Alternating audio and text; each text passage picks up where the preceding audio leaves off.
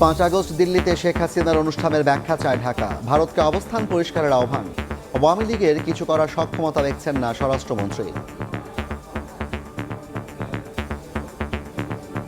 সাজাপ্রাপ্ত আসামি উনি কোথায় কি বলছেন করছেন, অনলাইন মিটিং করবে বা যেটাই করবে সেটা ভারত সরকার সমর্থন করে কি করে না সেটা ভারত সরকারকে ক্লিয়ার করতে হবে।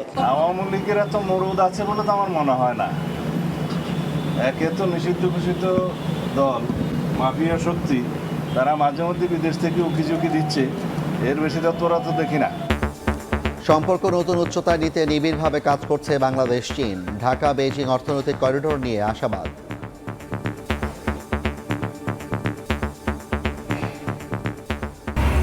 জুলাই সনদ নিয়ে বিএনপিকে জড়িয়ে ভ্রান্ত প্রচারণা। আওয়ামী লীগের ভাষায় কথা বলছে বিরোধী দল, অভিযোগ মির্জা ফখরুলের। সংঘাতের পথে না হাঁটার আহ্বান। শেখ হাসিনার ফাঁসি না হওয়া পর্যন্ত রাজপথে থাকবে এনসিপি। আওয়ামী লীগকে পুনর্বাসনের চেষ্টা রুখে দেওয়ার হুঁশিয়ারি। গণভোটের সমাধান না পেলে রাজপথে নামার ঘোষণা জামায়াতের। সচিবালয়ে মন্ত্রিসভার বৈঠক, বেজার সভায় বিনিয়োগ ও কর্মসংস্থান বাড়ানোর সিদ্ধান্ত। কোরীয় মন্ত্রীর সঙ্গে অর্থনৈতিক অংশীদারত্ব চুক্তি নিয়ে আলোচনা। তীব্র গ্যাস সংকটে পাম্পে পাম্পে গাড়ির সারি। চট্টগ্রাম ফেনীতে বাসা বাড়িতে জ্বলছে না চুলা। বেকায়দায় কলকারখানা। ট্যানারিতে চামড়া প্রক্রিয়াজাতকরণ প্রায় বন্ধ।